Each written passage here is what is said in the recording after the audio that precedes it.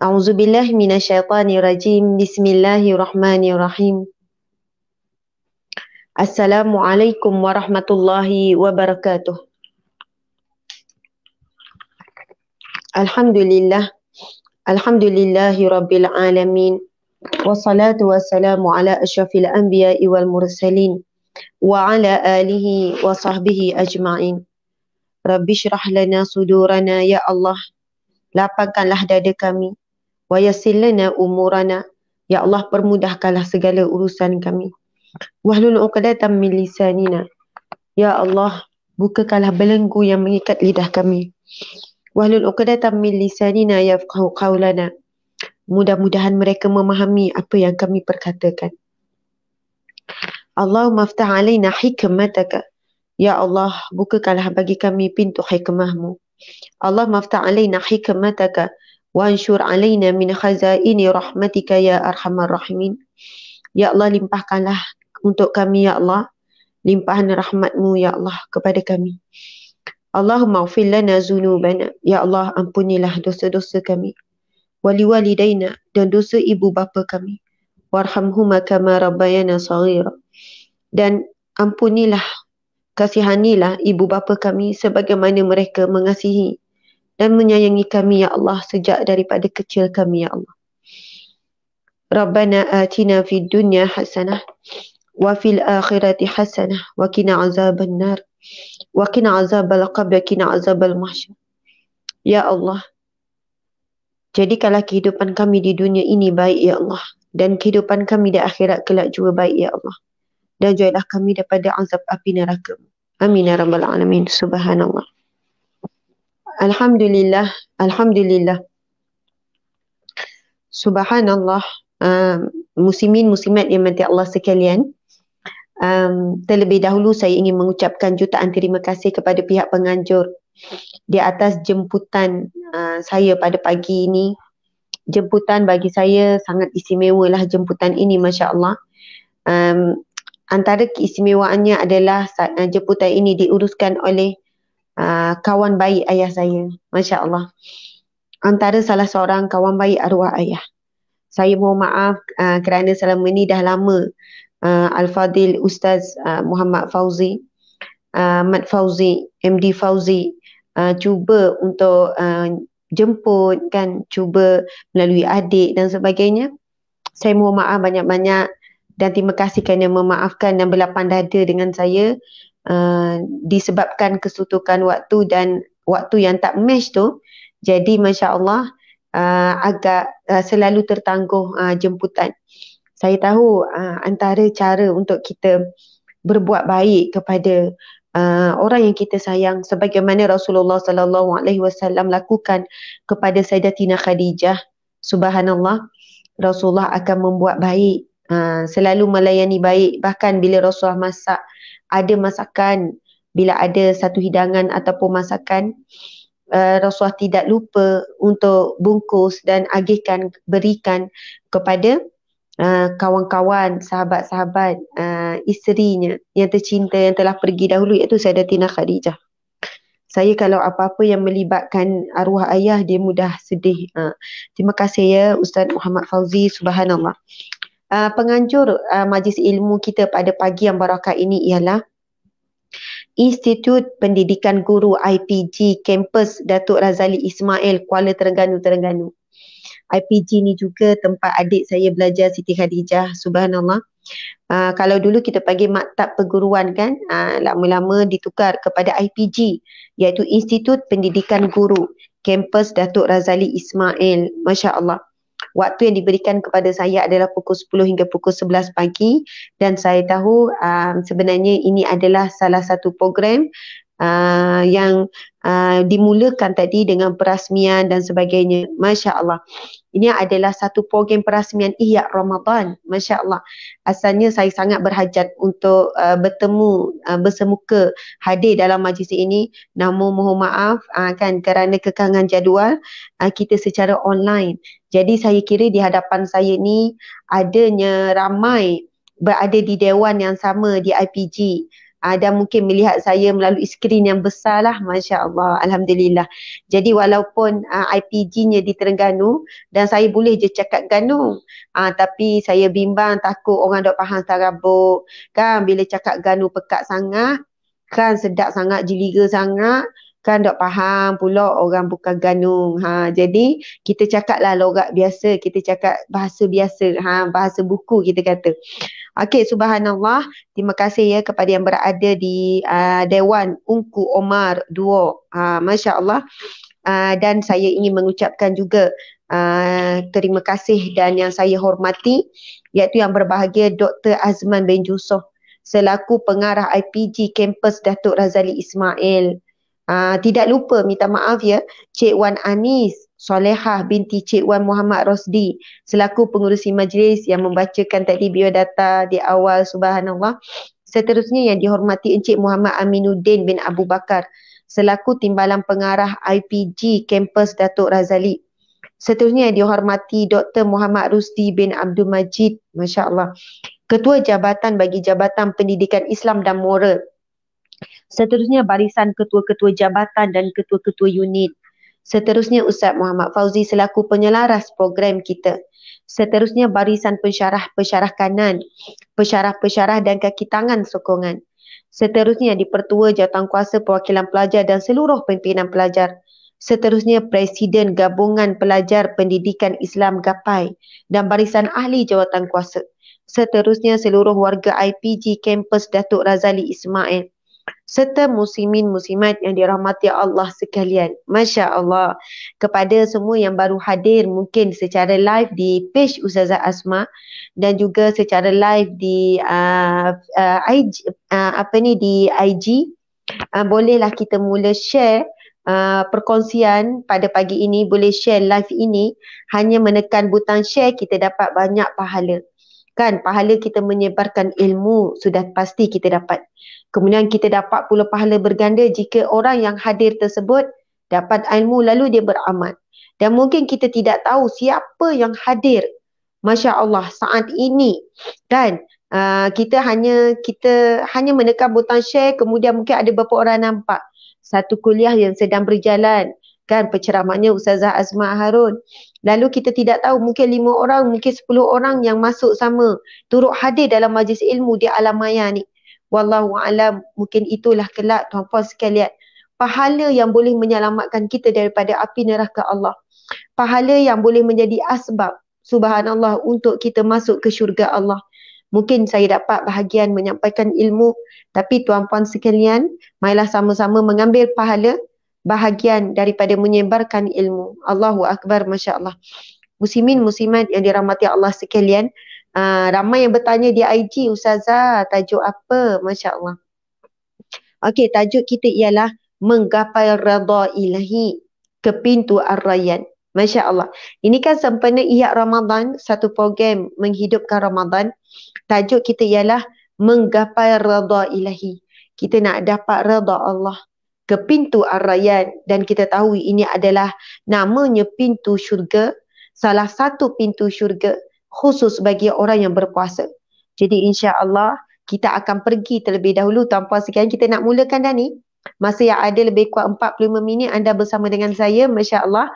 Pukul 11 kita akan berhenti dan kita akan lihat nota yang disediakan. Masya-Allah. Subhanallah.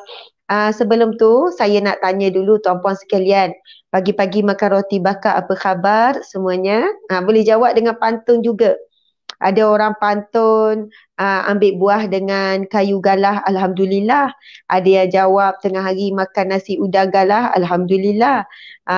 Ada juga jawab pagi-pagi tengok itik, saya baik. Macam itulah kan. Masya Allah. Saya tanya tuan-puan apa khabar semua? Masya Allah.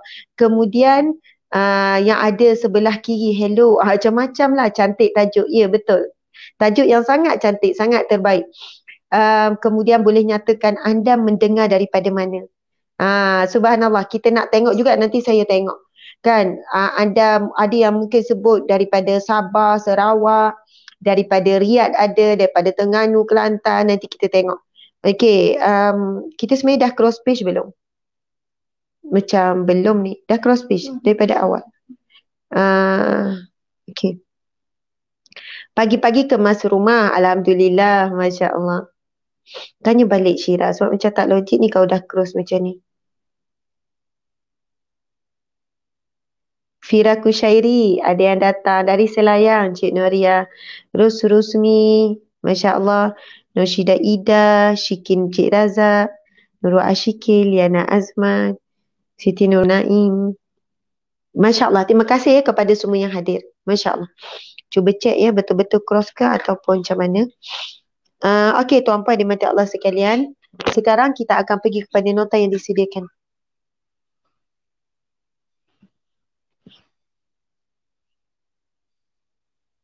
Ustazah pegang rotan ni. Bukan nak rotan orang ya. Kena naikkan dia. Naik biar sama level. Tolong juga. Kena tolong.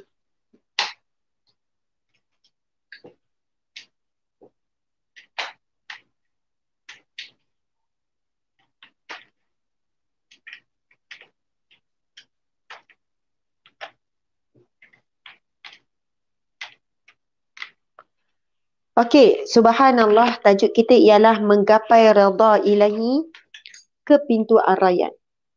Kita nak gapai redha Allah untuk menuju ke pintu ar-rayyan, iaitu menuju pintu syurga. Allahu Akbar, subhanallah. Okey, overview perbincangan kita pada pagi ini, mungkin boleh jauhkan sikit supaya nampak masuk juga Ustaz. Yang pertama, kita akan mengupas pintu syurga. Kemudian kita akan pergi kepada senarai 8 pintu syurga. Kalau boleh dekat ya, supaya Ustazah tak tengok kiri kanan. Okey, senarai 8 pintu syurga. Subhanallah. Kemudian masuk maksud pintu ar-rayyan. Kita akan kupas senarai 8 pintu syurga. Kemudian maksud pintu ar-rayyan. Kemudian kita akan pergi kepada tingkatan orang yang berpuasa. Kemudian yang kelima, puasa yang berkualiti. Kemudian yang keenam, amalan untuk merebut pahala di bulan Ramadan. Kemudian yang ketujuh, golongan yang rugi di bulan Ramadan. Subhanallah. Kita akan pergi kepada golongan yang rugi di bulan Ramadan. Okey. Hadis Nabi SAW. Fil jannati samaniyatu abwab. Ini hadis yang sahih tuan-puan sekalian. Nabi bersabda, fil jannati samaniyatu abwab. Di syurga terdapat 8 pintu. Masya Allah. Jelas ya Nabi menyebutkan tentang di syurga ada 8 pintu. Ini macam mendongak dia. Okey, di syurga ada 8 pintu. Okey, kita tengok lagi. Tuan-puan sekalian, senarai 8 pintu syurga. Terdapat 4 pintu syurga yang disepakati ulama kerana disebutkan di dalam hadis Nabi. Namun baki 4 lagi terdapat perbezaan di kalangan ulama. Jadi yang jelasnya tuan-puan sekalian, Nabi SAW bersabda, syurga ada 8 pintu. Dan 4 pintu yang disepakati ulama sebab jelas dalam hadis Nabi. Namun 4 lagi pintu adanya khilaf ulama. Subhanallah. Okey, senarai 8 pintu syurga. Ini merupakan hadis Nabi SAW. Okey, kita baca Bismillahirrahmanirrahim. Man anfaqa zawjaini min syai'in minal asya' fi sabilillah du'ya min abwab ya'ni al-jannah ya 'abdallahi hadha khair faman kana min ahli salah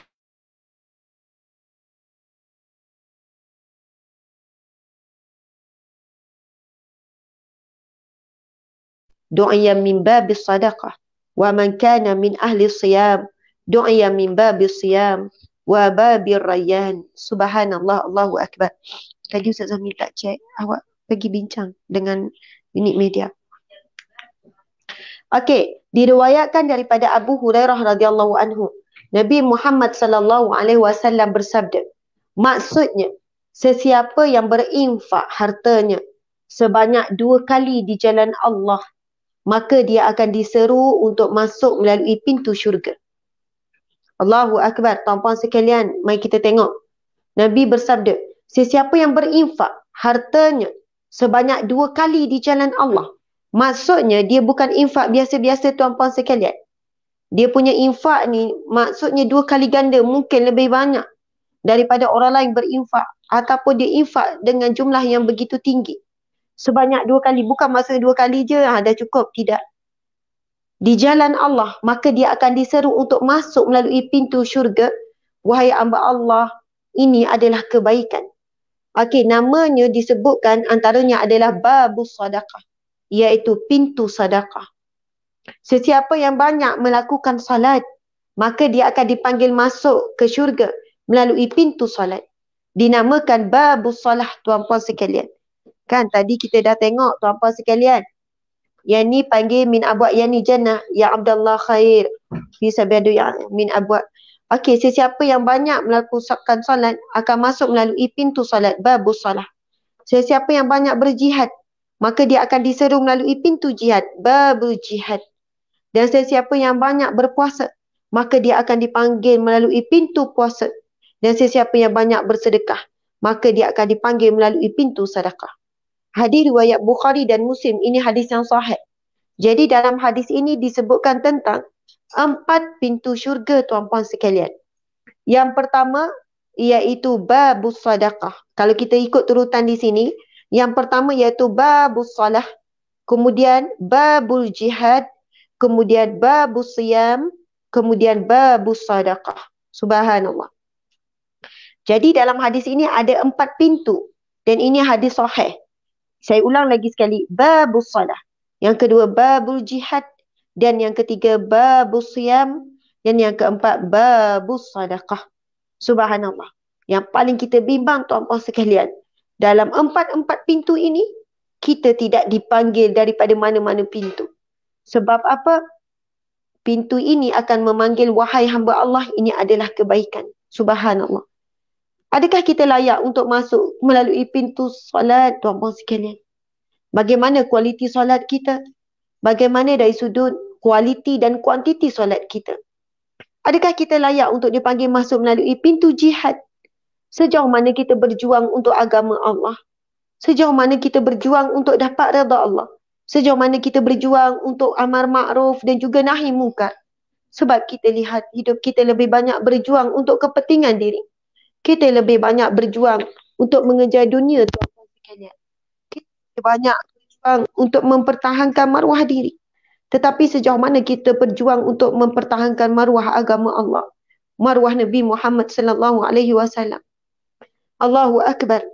Adakah kita layak untuk masuk melalui babul siyam, iaitu pintu puasa? Jika kita muhasabah diri, tuan-puan sekalian, kita masih lagi berterusan melakukan dosa-dosa besar maksiat. Sedangkan di antara tanda-tanda ciri-ciri puasa yang diterima oleh Allah, seseorang itu mula berubah, kan? Walaupun puasa dah berlalu, puasa tahun lepas dah berlalu, tapi kesan puasa itu masih kekal. Kerana di antara tarbiyah bulan Ramadan adalah kita mula menjaga lidah kita. Kita mula menjaga pandangan mata kita. Menjaga telinga kita, tuan-puan sekalian. Namun terbukti sepanjang setahun sehingga nak jumpa Ramadan, kita masih lagi bercakap tentang keburukan manusia lain, mengumpat, mengeji, menghina. Kita masih lagi dalam keadaan melihat perkara yang haram, mendengar perkara yang haram, tuan-puan sekalian. Jadi kita sangat bimbang. Ramadan yang kita telah tempuh sebanyak mungkin 20 kali kalau hidup 20 tahun. Mungkin dah 30 kali kita tempuh Ramadan. Mungkin tidak ada satu Ramadan pun diterima oleh Allah Subhanahu wa taala. Wallahu a'lam. Masya-Allah. Kemudian adakah kita layak untuk dipanggil melalui pintu sedekah? Adakah kita telah bersedekah dalam erti kata yang sebenar? Ikhlas sebenar-benarnya dan bersedekah dengan apa yang kita cintai. Kerana itu disebut dalam firman-Nya, Allahu Akbar. Kan kamu tidak dikatakan benar-benar melakukan kebaikan, benar-benar melakukan sedekah yang benar, melainkan kamu memberikan sesuatu di jalan Allah, apa yang kamu cintai. Itu firman Allah. Kamu tidak dikatakan benar-benar melakukan kebaikan selagi kamu tidak memberikan di jalan Allah apa yang kamu cintai. Allahu Akbar. Kita tengok senarai 8 pintu syurga. Ada 4 lagi pintu syurga. Okey, yang tadi tu disepakati. Kemudian ada lagi 4 baki pintu syurga yang berbeza pendapat. Ada pendapat yang mengatakan pintu menahan marah. Subhanallah. Pintu menahan marah. Bagi orang yang sedang marah, dia mampu menahan marahnya. Namun marah ini ada kalanya wajib, apabila hinanya Islam dihina, Nabi Muhammad dihina, kita wajib marah. Tetapi bagaimana kita menunjukkan kemarahan itulah yang boleh menentukan pintu menahan marah. Bukan dengan kita mencaci, maki, menggugut kepada orang yang menghina tu. Tetapi kita mungkin menggunakan saluran undang-undang. Kita mungkin melakukan satu protes dalam aman. Subhanallah. Bila kita melihat satu kemungkaran, kita wajib marah. Masya Allah. Tetapi bagaimana kita mengendalikan kemarahan itulah yang akan membuatkan kita melalui pintu menahan marah. Yang kedua, pintu aiman iaitu pintu kanan bagi orang-orang yang sempurna tawakalnya. Masya Allah. Orang yang sempurna tawakalnya, dia akan dipanggil melalui pintu aiman. Masya Allah, ini juga salah satu golongan yang akan masuk syurga tanpa dihisap, tanpa diazab.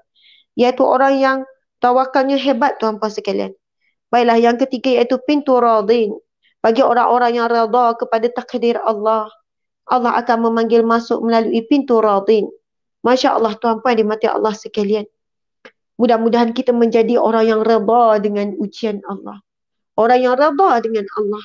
Allah berfirman di dalam Al-Quran, Bismillahirrahmanirrahim. Ya ayyatuhan nafsul mutmainnah.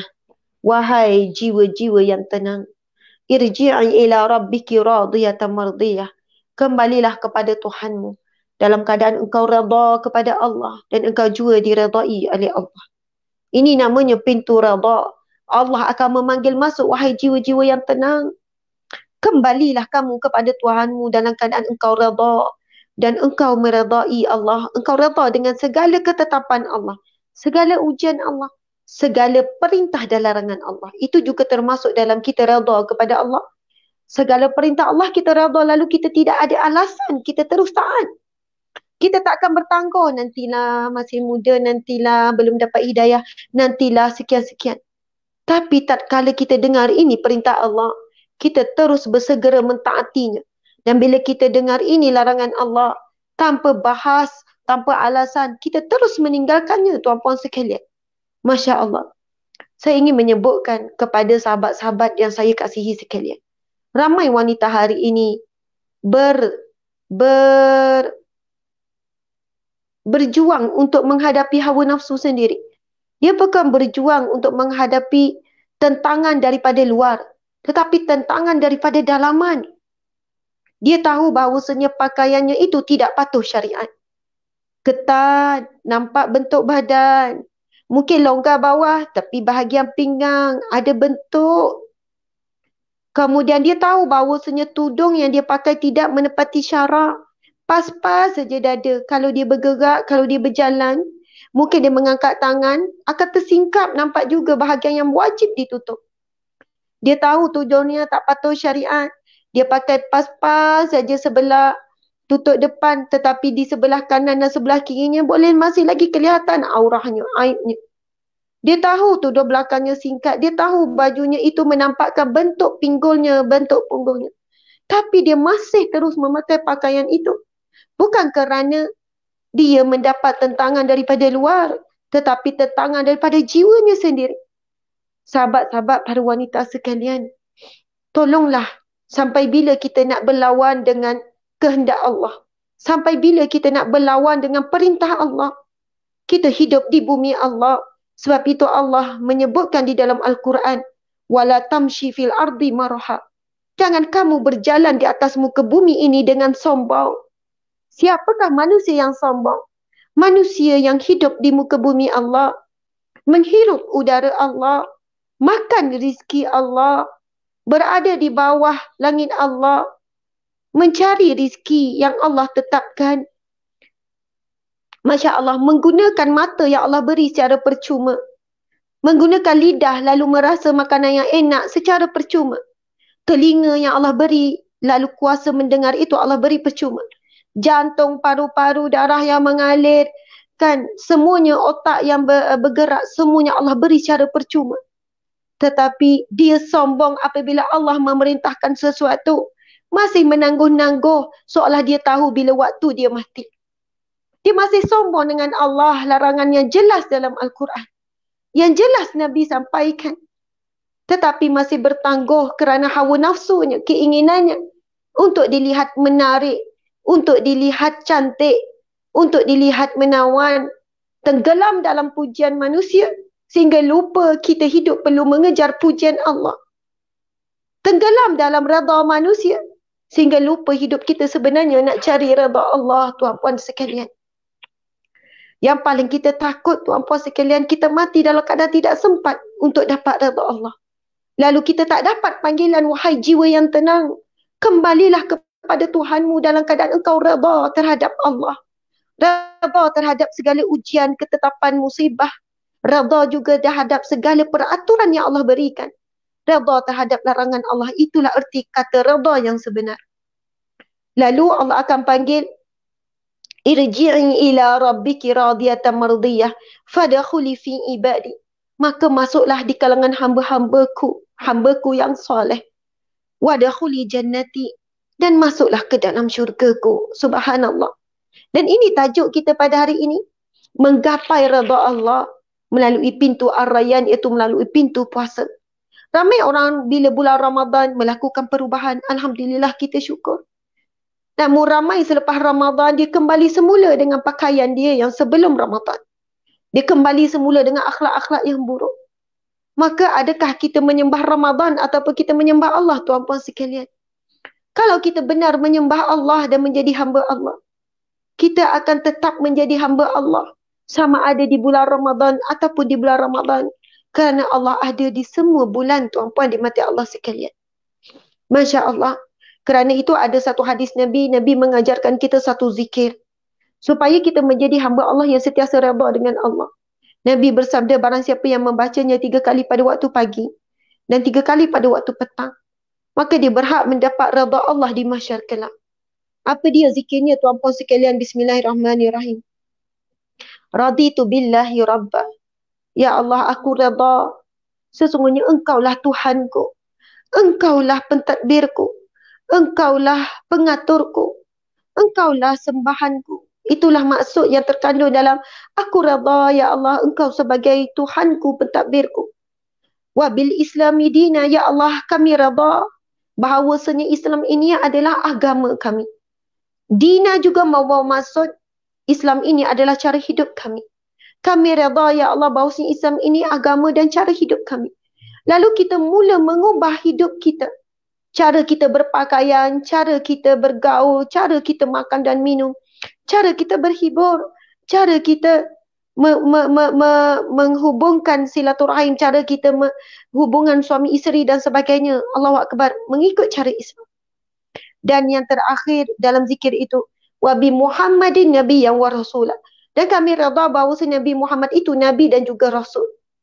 Namun kadang-kadang lidah kita menyebutkan kita cintakan Nabi, kita sayangkan Nabi. Tapi saya nak sebutkan satu hadis Nabi yang sangat duka cita, yang sangat sedih. Nabi menyebutkan, ini hadis yang sahih, tuan-puan sekalian. Nabi sebut, Nabi kata, sesungguhnya ada di kalangan umatku yang enggan masuk syurga. Yang enggan masuk syurga. Lalu sahabat bertanya, ya Rasulullah, adakah manusia yang tidak mahu masuk syurga? Lalu Nabi menjawab, ada. Iaitu mereka yang tidak mentaati perintah Allah dan tidak meninggalkan larangan Allah. Itulah di kalangan umatku yang enggan masuk syurga. Kerana telah sampai kepada mereka apakah perintah Allah, apakah larangan Allah, tapi mereka masih enggan. Maksudnya mereka sengaja untuk enggan masuk syurga. Dan dalam hadis yang lain Nabi menyebutkan, tuan-puan sekalian, ini juga hadis sahih dalam kitab Penawar bagi Hati. Nabi menyebutkan, sesungguhnya aku dengan kamu, wahai umatku. Nabi sebut, sesungguhnya aku denganmu, wahai umatku, ibarat seorang lelaki yang menjaga unggunan api, lalu menghalang kalkatu daripada menghinggapinya. Kita pernah tengok kan kadang-kadang di musim hujan, lampu kan, lampu yang terang. Kemudian ada je macam binatang kalkatu yang terbang, dia pergi sebab binatang ini dia tertarik kepada cahaya. Bila dia pergi mendekati lampu, lampu itu mengeluarkan haba, kemudian sayapnya terkena, dia pun menggeletek jatuh dan dia mati jatuh. Sebab apa? Dia tak mampu terbang, dia tak boleh survive, dia kena panas. Dan walaupun tuan-puan sekalian, kalkatu yang baru datang, dia nampak kawan-kawan dia jatuh di bawah bergelimpangan tu, Dia tetap menuju kepada tarikan lampu tersebut. Sebab itu sunnatullah. Nabi kata, aku dengan kamu, wahai umatku, umpama seorang lelaki yang sedang menjaga unggungan api. Cuba menghalang sedaya upaya, menghalang. Jangan datang kepada api ini, jangan datang kepada api ini. Subhanallah. Namun Nabi kata, tetap di kalangan kamu begitu ramai sedang menuju ke syurga, menuju ke neraka. Tuan-puan bayangkan, tadi hadis Nabi sebut, ramainya yang enggan masuk syurga. Dan hadis yang kedua Nabi sebut pula, ramainya walaupun Rasulullah cuba menyelamatkan, sebut jangan buat macam ni, kena begini. Tapi pun begitu Nabi kata masih ramai yang ingin menuju kepada neraka. Allahu Akbar, tuan-puan dia mati Allah sekalian. Sebab itu hari ini saya pun mula dengan rasa sebab, dengan rasa takut apabila saya cuba membaca dan buat studi berkenaan dengan tajuk. Adakah benar kita ini sedang berusaha untuk menggapai redha Allah? Dan adakah benar kita sebenarnya memahami apakah itu pintu-pintu syurga Allah? Subhanallah, Allahu Akbar. Tuan-puan dimati Allah sekalian. Mari kita tengok pintu yang seterusnya, iaitu pintu taubat bagi orang-orang yang bertaubat nasuha. Orang-orang yang bertaubat nasuha, Masya Allah, adanya pintu babut taubah. Ada babur radin, pintu bagi orang yang Allah redha kepadanya. Pintu aiman, Masya Allah. Tuan-puan sekalian, saya nak sebut juga satu lagi hadis Nabi. Ini hadis Qudsi. Hadis Qudsi, Allah berfirman, siapa yang tidak redha dengan ketetapan dan perintahku. Sesiapa yang tidak redha dengan ketetapan, kan, ujian dan juga segala ketetapan, perintah larangan dan perintah suruhan. Ni sebenarnya nampak tak? Patutnya kena nampak sama. Allah menyebutkan dalam hadis kursi, barang siapa yang tidak redha dengan ujian yang aku timpakan dan ketetapanku, iaitu disebutkan ketetapan dimasukkan adalah perintah dan larangan, maka carilah Tuhan selain daripadaku. Allahu Akbar. Ibaratnya seperti Allah tidak redha kepadanya dan Allah tidak mengaku kita ini sebagai hamba-Nya. Lalu kepada siapa yang kita nak harapkan di mahsyar kelak untuk belah ihsan, belah kasihan? Kita nak harapkan siapa di akhirat kelak untuk mengasihani kita, mengampuni kita, melainkan Allah. Ketika saat itu hanya ada dua jalan saja, wahadainahun najdain. Aku hadapkan kamu dua jalan, sama jalan ke neraka ataupun jalan ke syurga. Maka jika di dunia ini Allah tidak redha kepada kita disebabkan angkuh dan sombong kita dengan Allah, kita begitu benar-benar secara terangan berani melawan perintah Allah. Kita secara terang-terangan berani di hadapan Allah yang maha melihat, ya basir, ya syahid, yang maha menyaksikan, ya hasib, yang maha menghitung. Begitu berani kita melakukan maksiat terhadap Allah. Mudah-mudahan kita mampu masuk ke pintu taubah.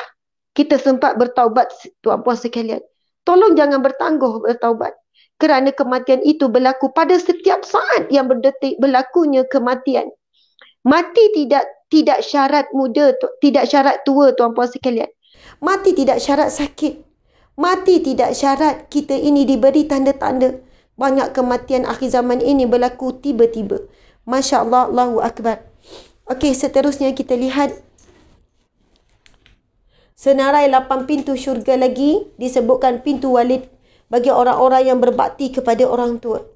Ada disebut juga pintu haji, babul haj. Ada disebut babu zikir bagi orang yang kuat berzikir, banyak zikirnya. Kemudian ada babul ilm bagi orang-orang yang memiliki ilmu yang bermanfaat. Subhanallah, tuan-tuan sekalian, mudah-mudahan ada salah satu pintu syurga yang akan terbuka untuk kita. Kan sama ada pintu orang yang kuat menahan marahnya. Pintu kanan bagi orang-orang yang sempurna tawakalnya. Pintu radin, orang yang redha dengan Allah. Pintu taubah, orang yang sentiasa bertaubat. Dia selalu buat maksiat tapi dia kuat bertaubat. Allah Akbar. Mudah-mudahan dia mati bukan ketika dia buat maksiat, tapi dia mati ketika dia melakukan taubat. Pintu walid, babul walid, iaitu bagi orang-orang yang menjaga ibu bapanya, berbakti, subhanallah. Kemudian babul haj, iaitu pintu orang melakukan haji. Kemudian babu zikr, iaitu pintu orang yang selalu berzikir mengingati Allah. Kemudian pintu yang seterusnya disebut sebahagian ulama Babul ilm, bagi orang-orang yang memiliki ilmu yang bermanfaat. Dia beramal dengan ilmu tersebut. Dia menyampaikan ilmu tersebut, tuan-puan sekalian. Maksud Ar-Rayyan. Sekarang kita pergi kepada Ar-Rayyan. Bismillahirrahmanirrahim.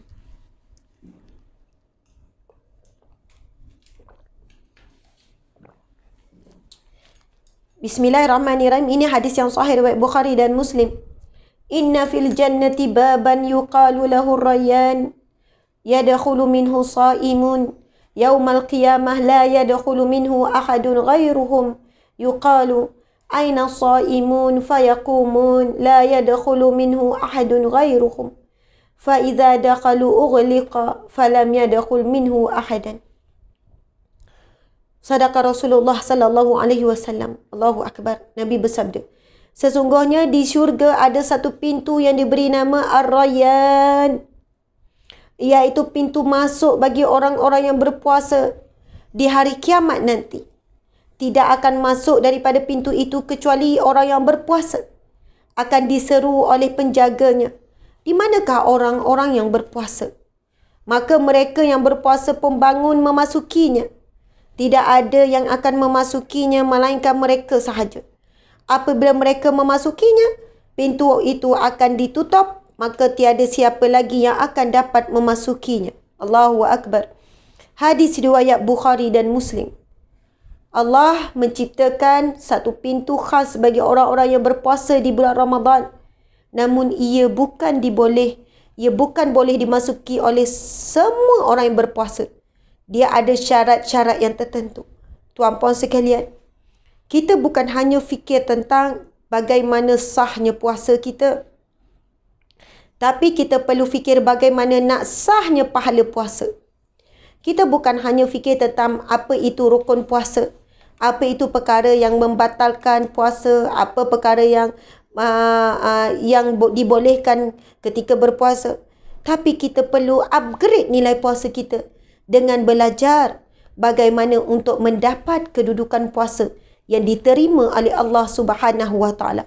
Bagaimana kita nak dapat sah pahala puasa.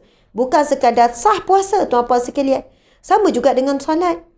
Kan kita bukan hanya belajar rukun-rukun solat untuk dapat sah solat, tetapi kita juga kena belajar bagaimana nak dapat sahnya pahala solat dan solat yang diterima oleh Allah Subhanahu Wa Taala. Solat yang makbul, kan? Puasa yang makbul yang Allah terima. Masya Allah. Sebab itu tuan-puan dimati Allah sekalian, di sana ada hadis Nabi. Nabi bersabda, betapa ramai orang yang salat tidak dapat apa-apa daripada bahagian solatnya. Tak dapat pahala, tak dapat pengampunan, tak dapat rahmat Allah, kecuali penat dan mengantuk. Dan Nabi bersabda lagi, kamil sa'imin, betapa ramai orang yang berpuasa, laisa lahu min siyamihi, yang tidak dapat apa-apa daripada bahagian puasanya, illal ju' wal atash, kecuali dia dapat apa? Lapar dan dahaga. Tak dapat apa-apa daripada bahagian puasa kecuali lapar dan dahaga. Subhanallah. Kita tengok lagi tuan-puan sekalian. Ar-Rayyan bermaksud daripada bahasa perkataan ar-ray, iaitu pengairan. Berkata Mullah Al-Qari, maksud Ar-Rayyan itu sama ada dirinya sendiri tidak merasa dahaga kerana terdapat banyaknya sungai-sungai yang mengalir, bunga dan buah-buahan yang berada di sampingnya, atau kerana yang sampai kepadanya yang memasukinya akan hilang rasa dahaga pada hari kiamat. Subhanallah, Allahu Akbar. Maksud pintu Ar-Rayyan, asal berkata Ar-Ray, iaitu maksudnya pengairan. Iaitu disebutkan pengairan itu bermahu maksud adanya sungai yang mengalir tanpa henti, adanya buah-buahan yang berada di sampingnya yang tak berhenti. Maksudnya sentiasa mengalir, nikmat yang sentiasa mengalir. Masya Allah. Tingkatan orang yang berpuasa. Kita tengok. Imam Al-Ghazali mengklasifikasikan martabat dan derajat puasa ini kepada 3 bahagian. Ada puasa al-umum, puasa umum. Ada puasa al-khusus.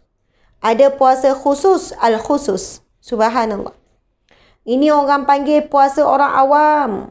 Puasa al-umum, puasa umum. Semua orang puasa. Kecil besar puasa. Orang yang buat maksiat pun puasa. Kan orang tak tutup aurat pun puasa. Orang yang tak solat pun puasa. Puasa umum, semua puasa. Dan puasa umum ini, subhanallah, kadang-kadang ia menjadi hanya adat, bukan sebenar-benar ibadah. Dan puasa yang kedua iaitu puasa khusus. Kemudian seterusnya puasa khusus al-khusus. Masya Allah. Saya mohon maaf ya tuan-puan sekalian. Sebenarnya saya kurang sehat. Saya tak boleh nak gerakkan badan saya kiri dan kanan. Ada masalah dengan saraf sikit. Sebab tu saya macam tegak dan saya kurang bermaya sikit. Minta maaf. Kurang sehat. Rasa juga macam nak tumbang macam tu lah. Allahu Akbar. Tak adalah nak tumbang sangat. Okey, boleh bertahan. Cuma ada masalah sikit dengan kesihatan. Saya tak boleh nak menggerakkan sangat kiri dan kanan dengan baik. Masya Allah. Kalau saya pusing tu, saya terus jadi sengal. Macam tu lah. Subhanallah. Jadi dia efek lah kepada semua. Dia efek semua. Masya Allah. Pertama, puasa al-umum. Puasa al-umum iaitu hanya menahan perut dan syahwatnya daripada tuntutan nafsunya sahaja. Ini dikhususkan kepada golongan puasa awam. Puasa al-umum iaitu hanya menahan perut dan syahwat daripada tuntutan nafsu saja. Itu saja. Ini dikhususkan kepada golongan puasa awam. Dia tak menahan dirinya daripada melihat yang haram. Dia tidak menahan dirinya daripada mendengar yang haram. Dia mungkin tidak menambahkan kualiti puasanya dengan amalan-amalan sunat. Dia tidak menambahkan kualiti puasanya dengan meninggalkan yang makruh. Dia hanya buat basic saja. Dia menahan perut dan syahwat. Syahwat ni apa? Melakukan hubungan seksual. Kan suami isteri. Itulah saja. Dia buat basic saja. Subhanallah. Kita bimbang kalau kita masih di peringkat puasa ini, tuan-puan sekalian. Kita sangat bimbang dan khawatir kalaulah puasa kita tidak diterima oleh Allah Subhanahu Wa Taala. Seterusnya, puasa al-khusus, iaitu menjaga pendengaran, penglihatan, percakapan serta seluruh panca inderanya daripada melakukan maksiat dan dosa. Martabat puasa ini adalah puasa para solihin, orang-orang soleh. Mereka ini menundukkan pandangan daripada apa yang membalikkan hatinya daripada mengingati Allah. Mereka ini menjaga percakapan daripada berbohong, mengumpat, mencela dan memaki. Mereka selalu memperbanyakkan zikir kepada Allah Subhanahu Wa Taala dan membaca Al-Quran. Subhanallah. Tuan-puan di mata Allah sekalian, kita kena cuba berusaha untuk naik ke darjat ini, iaitu puasa al-khusus, iaitu puasa yang kita jaga pendengaran kita, kita jaga penglihatan, kita jaga percakapan serta seluruh panca indera daripada melakukan maksiat dan dosa. Martabat puasa ini adalah puasa orang-orang yang soleh, tuan-puan sekalian. InsyaAllah, untuk Ramadan kali ini, kita cuba jaga semuanya. Kita cuba elakkan diri kita daripada orang-orang yang membuatkan kita terjerumus kepada dosa-dosa seperti ini. Mungkin ada orang bila sampai bulan Ramadan, dia off Facebook dia. Saya ada jumpa. Dia off Instagram dia. Dia kata, sebab Ustazah, saya tak mampu nak jaga diri saya, Ustazah. Saya tak mampu nak menjaga telinga saya. Saya tak mampu untuk mengawal diri saya daripada tidak melihat sesuatu yang tercela melalui media sosial. Dan saya tengok ada beberapa orang bila bulan Ramadan, tuan-puan sekalian, Masya Allah, dia bukan buat sepenuhnya sebab dia kata dia perlu juga hadir majlis-majlis ilmu, kau tak dirasa kosong. Tapi dia tutup daripada pagi sampai petang contohnya. Jadi pada malam tu dia cuma buka pada page yang dia nak tengok. Pada page tertentu saja. Supaya dia kata dia terjaga, Ustazah. Jadi ada waktu yang dia khusus untuk tazkirah, masa tu je dia buka. Dia buka. Yang lain dia log out. Masa tu je dia buka. Mungkin ada waktu dia 2 jam waktu pagi, 1 jam pula waktu petang, masa tu je. Waktu lain dia kata, Ustazah saya tutup, saya perbanyakkan zikir, saya perbanyakkan Al-Quran. Tuan-puan sekalian, cabaran kita paling utama zaman akhir zaman ni adalah media sosial. Telefon yang ada di tangan kita. Hiburan tak perlu dicari dah di luar. Kan hiburan itu berada di tangan kita saja. Perkara-perkara yang haram dan lara itu ada pada tangan kita saja. Na'udzubillahi min zalik. Allahu Akbar. Kita tengok seterusnya. Puasa khusus al-khusus iaitu menjaga hatinya daripada mengingati hal keduniaan. Ini lagi tinggi makam ni. Menumpukan sepenuhnya hatinya hanya kepada Allah dan hari akhirat. Dan memikirkan dunia hanya untuk tuntutan agama sahaja. Ini merupakan puasa para anbiya, para nabi. Sadiqin, orang-orang yang benar. Dan muqarrabin, orang-orang yang dekat kepada Allah. Dan ini adalah satu kedudukan puasa yang mustahil untuk kita capai. Tuan-puan yang mati Allah sekalian. Masya Allah. Okey, kita pergi kepada puasa yang berkualiti. Puasa yang berkualiti iaitu yang pertama puasa dengan mengharapkan redha Allah. Kemudian puasa yang berjaya menundukkan hawa nafsu. Bukan makan minum saja. Hawa nafsu mata, telinga, mulut nak bercakap, perkara yang lara, perkara yang diharamkan, mengumpat, mengeji, menghina. Kemudian dia memperbanyakkan ibadah-ibadah sunat. Dia bukan sekadar memperbanyakkan ibadah sunat, dia juga meninggalkan makruh. Kalau dia tahu ini makruh pun dia terus tinggal. Okey, yang pertama puasa dengan mengharapkan redha Allah. Sebagaimana hadis sahih Nabi SAW bersabda, "Man shama Ramadan imanan wa ihtisaban ghufira lahu ma taqaddama min dzambi." Barang siapa yang berpuasa Ramadan dengan dasar iman dan mengharapkan pahala daripada Allah, maka dosanya yang telah lalu akan diampunkan. Ini sangat besar ni. Ini peluang, ruang yang Allah berikan sangat besar kepada kita. Dosa kita terlalu banyak, tuan-puan sekalian. Dosa sebagai hamba Allah terlalu banyak. Kan? Dosa sebagai isteri terlalu banyak. Dosa sebagai manusia terlalu banyak. Dosa sebagai seorang ibu ayah terlalu banyak. Dosa sebagai seorang pekerja juga terlalu banyak. Dosa sebagai seorang saudara kepada saudara, sebagai seorang anak kepada ibu ayah, terlalu banyak dosa. Dan Allah berikan kita 1 bulan yang tidak diberikan kepada mana-mana umat sebelum ini. 1 bulan khusus untuk umat Nabi Muhammad SAW. Yang mana umat yang paling pendek umurnya berbanding umat Nabi terdahulu. Tetapi dengan 1 bulan yang namanya Ramadan, umur ataupun kualiti umur umat Nabi Muhammad jauh lebih berganda daripada umat Nabi terdahulu. Mungkin ada umat Nabi terdahulu melakukan ibadah selama 300 tahun, 400 tahun. Dan umat Nabi Muhammad subhanallah hanya hidup 60 tahun, 70 tahun. Tetapi dengan Ramadan, nilai ibadahnya mungkin melebihi daripada ibadah umat terdahulu yang dilakukan sepanjang 300 tahun, 400 tahun. Masya Allah. Sebab itu jika kita mengetahui betapa besarnya nilai Ramadan, kita akan benar-benar membuat persiapan. Dan setiap hari Ramadan itu, kita akan memberikan perhatian, kita akan jaga, kita akan hargai. Bahkan setiap hari yang berlalu nanti kita akan rasa sedih, kita akan rasa duka cita, kita akan rasa, ya Allah, sedihnya setiap hari berlalu. Sebab berlalunya peluang-peluang yang besar yang Allah sediakan. Masya Allah. Tuan-puan yang dimati Allah sekalian, ini hadis yang sahih Nabi sebut, siapa yang menghidupkan man shama, siapa yang berpuasa, dan hadis lain Nabi sebut man qama, barang siapa yang menghidupkan Ramadan imanan wa ihtisaban. Kan memang kedua-duanya sahih. Man qama pun sahih, barang siapa yang menghidupkan Ramadan. Bukan hanya berpuasa, tapi hidup malamnya dengan tarawih, malamnya dengan tahajud, malamnya dengan Al-Quran, maksud siang malamnya dia hidupkan dengan ibadah sedekah, dengan ibadah zikir, dengan ibadah i'tikaf, dengan ibadah beri makan orang buka puasa, dengan pelbagai ibadah. Dengan penuh keimanan. Wahtisaban. Kan, hisab, menghisap, menghitung diri. Kemudian dengan mengharapkan ganjaran pahala. Ghufiralahu, akan diampunkan baginya. Ma taqaddama min zambi. Semua dosa-dosanya yang terdahulu. Tuan-puan sekalian, bukan senang. Dosa kita tak tahulah berapa gunung. Tak tahulah berapa lautan. Tak tahulah berapa bumi dosa yang kita lakukan. Tetapi dengan sebuah bulan yang sangat mulia Ramadan, Allah memberikan kita peluang untuk kembali suci bersih. Ibarat bayi yang baru dilahirkan, tuan-puan sekalian. Tanpa dosa, tanpa noda. Allahu Akbar. Seterusnya berpuasa dengan mengharapkan redha Allah. Imam Ibn Hajar menyebutkan di dalam Fathul Bari. Lepas ni kan tak perlu tahu. Ustaz jadi selalu keliru. Sebenarnya tajuk ni bila yang kedua tu kan, buanglah. Jadi Ustaz tak payah ulang. Imam Ibn Hajar menyebutkan di dalam Fathul Bari, yang dimaksudkan dengan berpuasa atas dasar iman ialah berpuasa dengan beriktikad akan kefarduan berpuasa. Manakala yang dimaksudkan dengan ihtisaban ialah mengharapkan ganjaran semata-mata daripada Allah Subhanahu wa taala. Daripada Abu Hurairah radhiyallahu anhu, Nabi Muhammad sallallahu alaihi wasallam bersabda, "Rubba sha'imin laisa lahu min siyami illa al-ju' wa rubba qa'imin laisa lahu min qiyami illa as-sahr."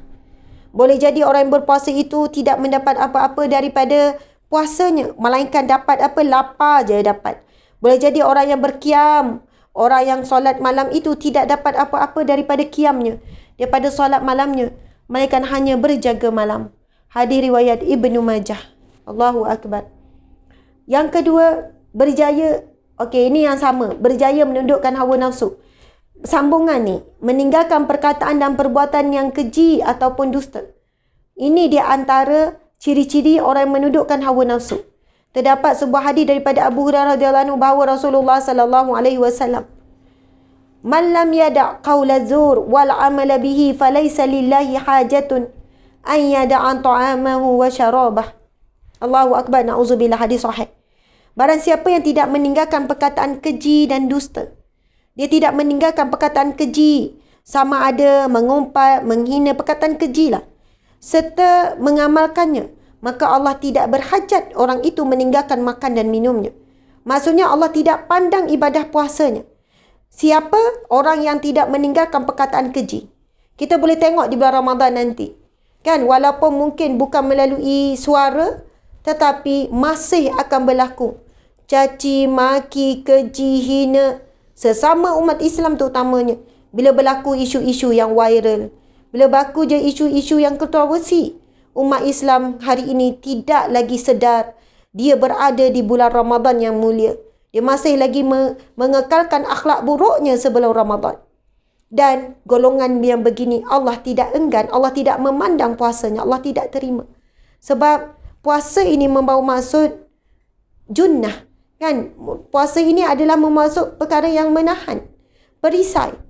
Dia sepatutnya bukan menahan diri daripada makan dan minum saja. Dia juga sepatutnya menahan diri kita daripada apa-apa yang Allah benci. Kan? Itulah maksud falsafah puasa yang sebenar. Menahan diri daripada perkara-perkara yang diharamkan oleh Allah Subhanahu wa taala. Okay, yang ketiga, memperbanyakkan ibadah biada sunat. Amalan untuk merebut pahala di bulan Ramadan antaranya ialah solat malam tarawih, jangan kita tinggalkan. Solat witir jangan tinggal. Membaca Al-Quran sebanyaknya. Allah berfirman, "Syahrul Ramadan alladzi unzila fihi al-Quran hudan linnas." Allah berfirman, bulan Ramadan diturunkan Al-Quran sebagai petunjuk bagi manusia. Ini satu bulan yang Allah angkat, tuan-puan sekalian. Al-Quran ini bila jatuh kepada satu bulan, bulan itu dimuliakan bulan Ramadan. Al-Quran ini bila jatuh kepada satu malam, malam itu menjadi sebaik-baik malam, iaitu malam Lailatul Qadar. Allah berfirman, Bismillahirrahmanirrahim, "Inna anzalnahu fi Lailatul Qadr." Inna, sesungguhnya, anzalnahu, diturunkan Al-Quran pada malam Lailatul Qadar. Allahu Akbar. Malam Al-Quran bila turun pada satu bulan, bulan itu menjadi paling mulia. Malam bila Al-Quran bila jatuh pada satu malam, dia jadi paling mulia. Al-Quran bila diturunkan kepada seorang Nabi, Nabi itulah paling mulia, iaitu Nabi Muhammad. Al-Quran kan bila jatuh kepada seseorang itu, lalu dia menjadi ahli Al-Quran, tuan-puan sekalian, maka orang itu menjadi orang yang paling mulia. Sebagaimana sabda Nabi SAW, Nabi sebut, "Khairukum man ta'allama al-Quran wa 'allamahu." Yang paling baik di kalangan kamu, manusia yang paling baik adalah mereka yang belajar Al-Quran dan mengajarkan Al-Quran. Masya Allah. Kita baca-baca Al-Quran tu sebenarnya kita sedang belajar, memperbaiki selalu. Masya Allah, tuan-puan sekalian. Kita kena berusaha menjadi ahli Al-Quran. Sebab Al-Quran bila jatuh kepada jiwa kita, jatuh kepada keluarga kita, maka kita menjadi sebaik-baik manusia, sebaik-baik keluarga. Dan kita boleh lihat Al-Quran apabila diturunkan oleh seorang malaikat, malaikat itu menjadi sebaik-baik, dan ketua malaikat iaitu malaikat Jibril yang menjadi perantaraan Allah untuk menurunkan Al-Quran kepada Nabi Muhammad SAW. Jadi kita kena memperbanyakkan membaca Al-Quran. Kalau sebelum ni kita dapat capai target sebulan Ramadan 1 kali khatam, kita cuba tahun ini 10 hari 1 kali khatam, maksudnya 3 kali khatam. Tak susah, tuan-puan sekalian. Kalau kita nak buat 10 hari sekali khatam, satu hari kita kena habiskan 3 juzuk Al-Quran. 3 juzuk Al-Quran satu hari. 3 kali 10 jadilah 30 juzuk. Cuba, insya-Allah. Kita cuba nekat. Perbanyakkan sedekah dan menghidupkan 10 malam yang terakhir. Masya Allah. Solat malam, solat tarawih diikuti solat witir. Saya tak sempat nak kupas. Kan, solat malam, solat tarawih, dia memang kena sebenarnya. Tajuk ni, faham maksud Ustazah? Kamu akan faham. Sebenarnya sama ni memang nak mudah nak sebut. Jadi Ustazah akan baca balik tajuk. Lafaz qamah. Okey. Solat malam. Dalil Nabi Muhammad SAW melakukan solat tarawih, tak sempat kupas ni. Okey, yang kedua, tadarus membaca Al-Quran. Tadi kita dah baca syahrul Ramadan allazi unsila fihi al-Quran hudal linnas wa bayyinat. Kita dah kupas tadarus membaca Al-Quran lagi. Dalam satu riwayat Nabi SAW bersabda, Rasulullah SAW membacakan, menyemak hafalan Qurannya kepada malaikat Jibril setiap bulan Ramadan. Maka saat pagi harinya setelah Rasulullah SAW menyemak hafalannya, baginda menjadi orang yang lebih lembut dari angin yang bertiup. Tidaklah baginda SAW diminta sesuatu kecuali baginda akan memberikannya. Pada tahun kewafatan baginda SAW, baginda membacakan Al-Quran kepada Jibril sebanyak 2 kali. Allahu Akbar. Di bulan Ramadan, Rasulullah bukan khatam 1 kali saja, tetapi bersama dengan malaikat Jibril dibaca, disemak hafalan, disemak bacaan dengan sangat teliti oleh malaikat Jibril. Allahu Akbar. Namun Rasulullah SAW bukan bulan Ramadan saja, sangat kerap khatam Al-Quran, Masya Allah. Allahu Akbar. Okey, seterusnya kelebihan bertadarus. Okey, kita tengok sabda Nabi SAW. Tidaklah sekelompok orang-orang berkumpul di satu masjid di rumah Allah, sama ada surau, untuk membaca Al-Quran. Melainkan mereka akan diliputi ketenangan, rahmat dan dikelilingi para malaikat, serta Allah akan menyebut-nyebut mereka pada malaikat yang berada di sisinya. Maksudnya, kalau kita berkumpul di satu tempat, masjid ataupun surau, lalu kita sama-sama membaca Al-Quran, tadarus kan, saya baca, kamu dengar. Ini kaedah Rasulullah dengan malaikat Jibril.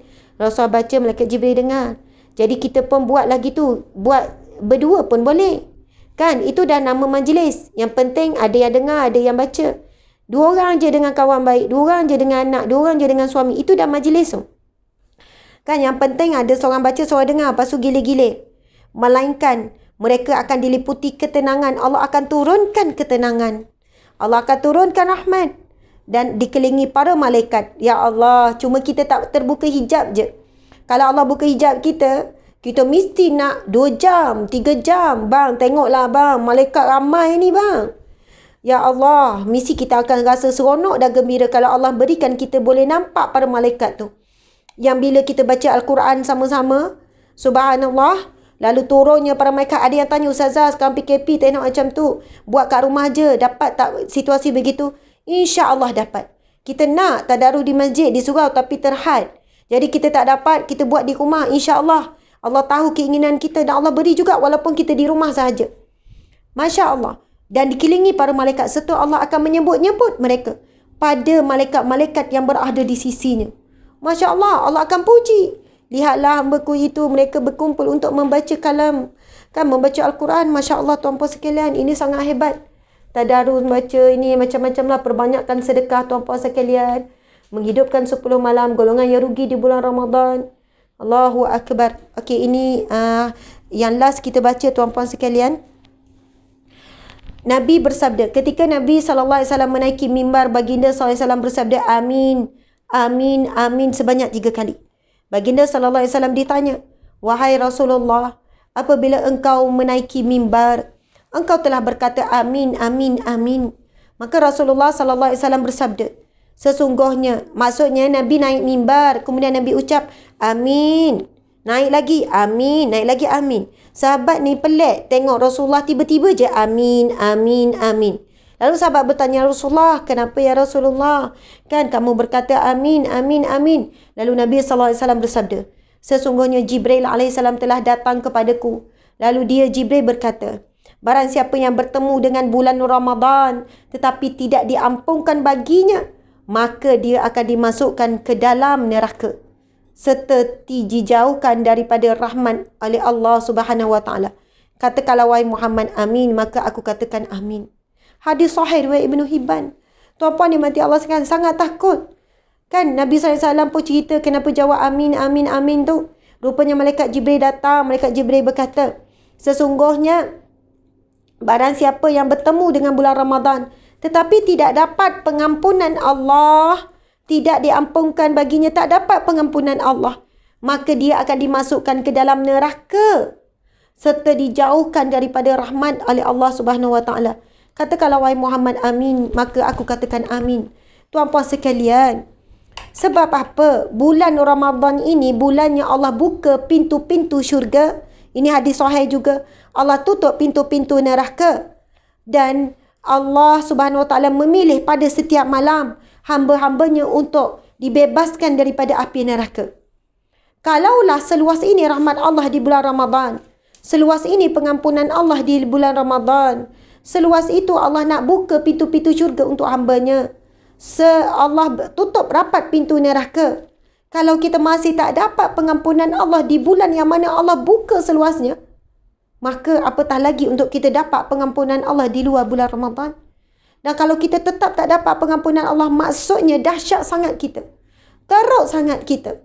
Tuan-puan sekalian, kalau kita masih belum berubah hasil daripada Ramadan, itu antara tanda-tanda bahawasanya Ramadan kita tak dapat pengampunan Allah.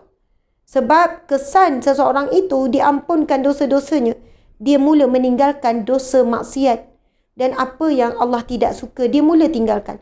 Itu tanda-tanda ciri-ciri orang yang diampunkan oleh Allah Subhanahu Wa Taala. Alhamdulillah, muslimin muslimat dimati Allah sekalian. Terima kasih, sekadar itu daripada saya. Mohon maaf kerana ngam-ngam je masa kan. Biasa saya lebihkan juga masa. Tapi kerana saya kurang sihat, saya mohon maaf. Saya ucap terima kasih kepada pihak penganjur iaitu IPG, kampus IPG di Terengganu. Subhanallah, Institut Perguruan Terengganu, Masya Allah. Saya ucap terima kasih kepada semua pimpinan-pimpinan daripada atas kan. Sampailah semuanya. Saya ucapkan selamat menyambut Ramadan Al-Mubarak, Ramadan Karim, Ramadan yang mulia. Allahu Akram, Allah lebih mulia. Terima kasih, subhanallah. Mudah-mudahan IPG apa ni? Mudah-mudahan IPG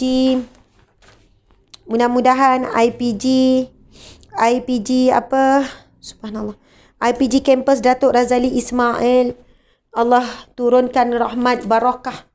Allah jadikan semua para pensyarah, semua para pegawai-pegawai, orang atasan dan sebagainya sentiasa dilindungi oleh Allah daripada mara bahaya, dilindungi Allah daripada kebencian, iri hati, dengki manusia. Dan Allah limpahkan ke bumi IPG ini rahmat, kasih sayang, pengampunan, dan semuanya sentiasa dipimpin oleh Allah, diberikan petunjuk untuk memakmurkan bumi IPG Kampus Datuk Razali Ismail ini. Umpama yang disebutkan dalam firman-Nya, baldatun thayyibatun wa rabbul ghafur. Sebuah negara, sebuah tanah yang dirahmati oleh Allah, diturunkan pengampunan, diturunkan segala kebaikan. Dan sebagai penutup, tuan-puan sekalian, saya ingin mengajak tuan-puan sekalian untuk mendapatkan naskah terbaru Ustazah Asma Harun yang bertajuk 111 Soal Jawab Fiqh Ramadan. Tuan-puan sekalian, dah ramai bagi feedback. Buku ini baru saja siap dalam 2 minggu yang lepas dengan kemasan yang sangat indah. Boleh tengok. Full colour, subhanallah. Tulisan yang besar, mudah, terang supaya warga emas pun sedap mata baca. Kemudian setiap persoalan, 111 soalan yang paling popular kami kumpulkan. Kami saring-saring, inilah 111 soalan yang paling popular, kerap ditanya oleh masyarakat. Dijawab dengan teliti, berdasarkan dalil-dalil, berdasarkan hadis Nabi, firman Allah, berdasarkan perbincangan alim ulama'. Kita boleh tengok dalam dia ya. Selang je ada hadis Nabi, selangnya ada pendapat-pendapat ulama'.